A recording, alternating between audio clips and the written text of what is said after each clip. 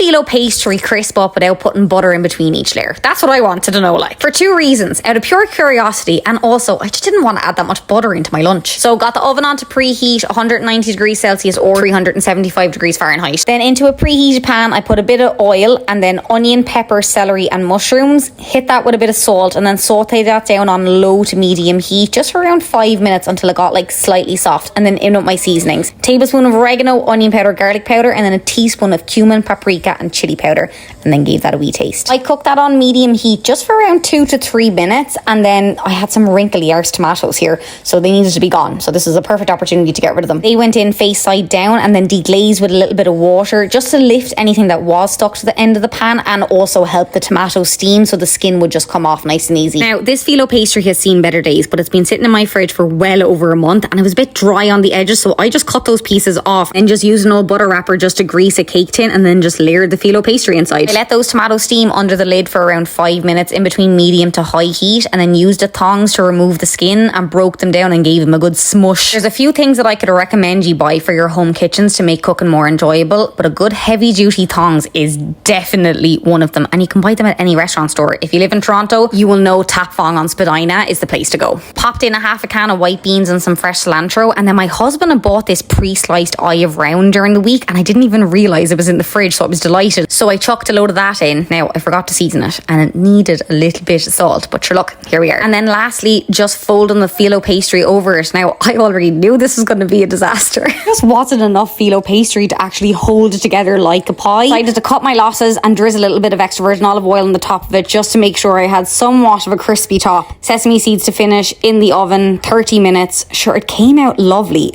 but the arse was soggy. It didn't crisp up. So you do need a bit of oil or butter in between each layer to get it nice and crispy, but this was delicious. Or you could just do exactly what I did on the last recipe and just put the phyllo pastry on top. Sure, look, here we are, lads. It was a tasty lunch all the same. Go on, sure, pop the kettle on and get cooking. Slán!